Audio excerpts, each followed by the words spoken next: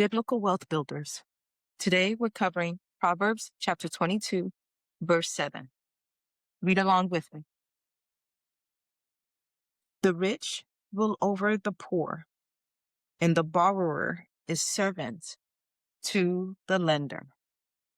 Now, I know you've heard that scripture before. And it's never fun to think that you're the borrower and that the rich are ruling over you. Nobody wants that. We want to be the rich ruling over the borrower. Now, this is what I want you to get out of this scripture today. The word rule. We know what rich means. Wealthy, abundance. You've got a lot of stuff, right?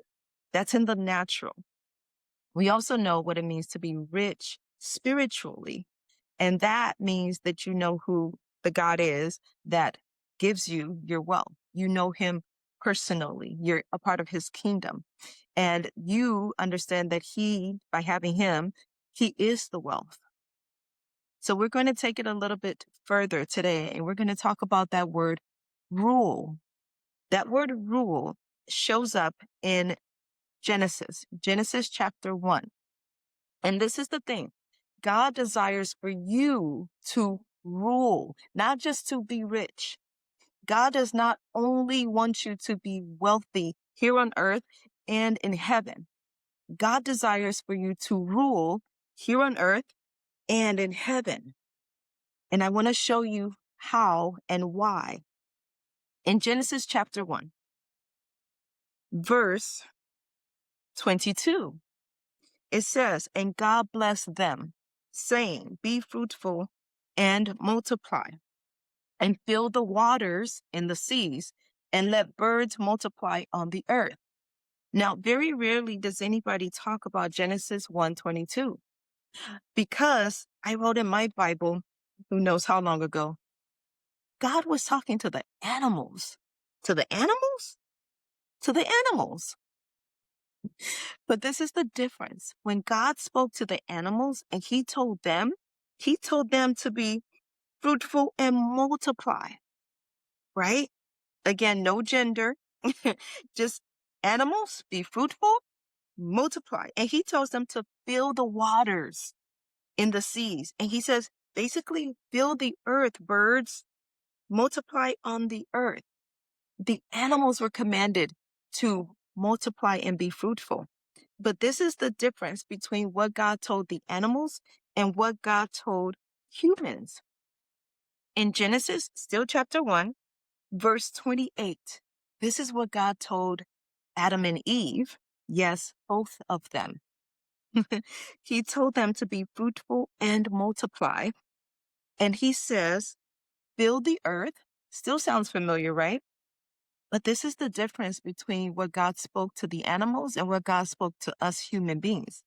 He says, subdue it. Fill the earth and subdue it. And if you didn't understand what he meant by subdue it, he basically reiterates, have dominion over the fish of the sea, over the birds of the air. You just heard him telling the birds and the fish to multiply.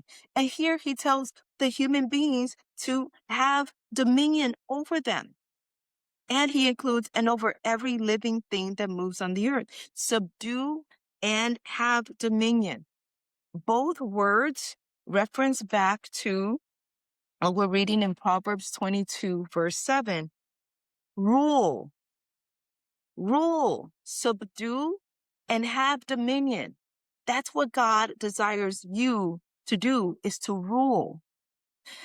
Now, Proverbs 22:7 basically is showing you that the way God created you in his image to rule, to subdue, and to have dominion, you can't do when you are the borrower. Because the borrower is servant, slave to the lender. God created you in his image to rule and reign, subdue, have dominion. But when you choose to borrow, to be in debt, you are literally voiding not intentionally, but you're making it very difficult to rule and reign. So he reminds you here. And by the way, these words were written most likely by King Solomon, who wrote thousands of proverbs, thousands of wise sayings. What Solomon wrote here, the rich, he was rich, he ruled, he had dominion, he had a whole kingdom. Israel was under him, and they literally were like the superpower at that time. He knew what it was like to rule and to be rich. And he also knew what it was like to be the lender. And Solomon's wisdom says, the rich rule, the borrower is a slave. The borrower is a servant.